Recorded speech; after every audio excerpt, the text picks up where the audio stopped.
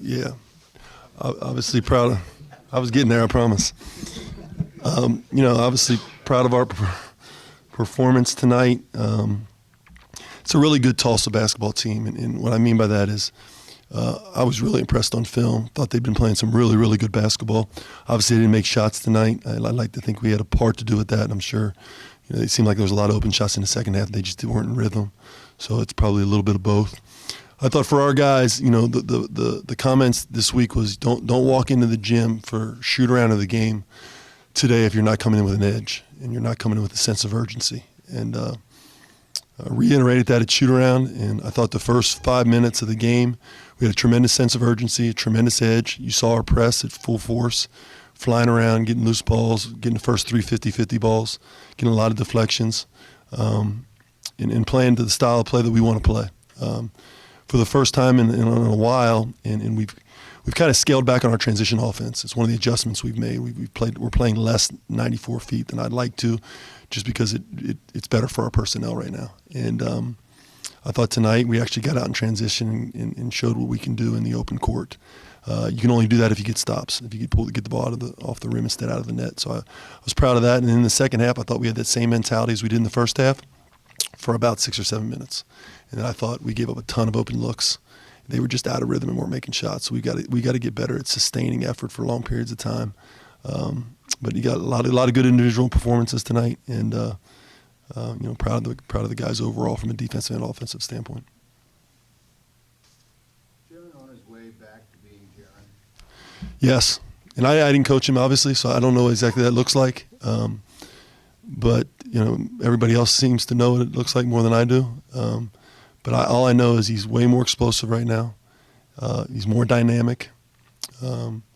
He can do things for longer periods of time, and he's locked in mentally for longer periods. It's just getting in shape and probably feeling healthy. I think it really probably stopped there, and I think he's even more connected right now with his teammates and his coaches than he's ever been. So, really proud of his performance tonight. I joked with him afterwards that let's not go for quadruple doubles with 5 turnovers. Let's stick to go after triple doubles. And he was obviously exceptional tonight. And I made the comment in the media this week to you guys that I thought he was really good in Tulane too.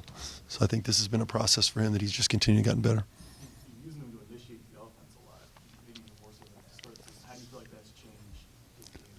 Well, you know what, Justin, part of it was Micah got in foul trouble. So Micah's now been in foul trouble for 2 straight games. So we've needed him to initiate it more. I like it, but I also like playing him off the ball too, because our actions provide him off the ball, give him a chance to get some touches. So it's a little bit of both. I mean, we play him 4 positions. I mean, we really play him 1 through the 4. So one of the things I told him when I got here is we're going to move you around. So now that requires him to know a little bit more. And again, the more you have to learn, sometimes you get locked up, right? I think he's learning it now and he's understanding it. And it's funny because during games what will happen is he'll be at one of his 4 positions and he won't remember the play, and he'll look over at me and I'll have to talk him through the play. And it's a joke we have on the side, like, if I look at you, coach, I have no idea what the play is. But we're asking him to know a lot of positions. So, but he's been good. Third game in a row, Mamadou's been able to come off the bench and give you a spark. Where's his progress at, and how much is he earning the trust of his coaches? Yeah, no question. Chad, so I took Trey out with about 7:29 the second half. And it was a point I made it afterwards. Trey was like, "Man, coach, I'm good. All these guys are good. They could be dragging their tons dragging on their own. They don't want to come out of the game." Dew went in and took Trey's level, which was high, and went to another level. Blocked shots, got rebounds, changed the game defensively the way we needed it. We got out in transition more. And my comment to Trey and the other guys were, that's what a good bench does. All right, they take the energy that we had and they take it to another level. And Dew's done that because Dew's playing with a free mind. He's not worried about anything. He's not worried about points. He's not worried about minutes. He's not worried about when he gets taken out, when he's going to get put back in. He's taking advantage of the opportunity. And when you do that, you play more. And that's the point that I try to get across to him. If you be less worried about coming out and more worried about what you do when you're in. How far has he come from when you got here to where he is? Well, so the thing we challenged him to do with was he didn't know any of the plays. Okay? And he didn't know. I mean, I thought I was speaking a different language, and he thought he was too. But in terms of what he was hearing. Now he knows almost all the plays, and he knows them from 2 positions, the 4 and the 5. That's a credit to him and our staff of a lot of time in the office working on film and a lot of time watching stuff. And I told him, I can't play you until you know our offense. And he now knows it. He knows it as well as almost anybody on the team. Obviously, making shots is in the second half just worked better? No, it's just we got in transition. We got in the open court. If we're willing to be a good transition team, which we haven't really been wanting to do this year because it requires a lot of running and it requires a lot of effort. See, everybody wants to talk about playing fast, but nobody wants to work to play fast. And that's the result of it if you get out in transition and make plays because the talent's there. Our guys don't always want to run to the spots they need to run to. And if they're not going to run to the spots they need to run to, then I'm going to slow it down and we're going to walk it up. And ultimately, we're not going to look like that. But we're going to have to look like that for the time being until guys understand how hard they got to sprint. Is that also more imperative against the zone? Yeah, no question. So, after the Tennessee game, I really felt like we were really starting to figure it out offensively. And then we go Iowa zone, Tulane zone, Tulsa zone. So, it requires you to be a little bit adjust and it requires you to have a little bit more versatility offensively. I mean, you shot well from three tonight, but do you expect teams to maybe try to go zone more against you? I have no idea. I mean, it depends what they want to do. I have no idea. We were just talking about defending the three yesterday, and then it's 17 threes tonight. Yeah, You said they got some good looks in the second half. they did. Was it something you guys were doing? Because it didn't seem like they had. Yeah, I mean, Fletcher, we kept him out of rhythm early. So sometimes when you keep him out of rhythm early, you keep him out of rhythm for the game. But I thought we gave up a lot of open looks in the second half that I was disappointed in that we're going to have to clean up. Because that's exactly what's happened when we've given up our leads.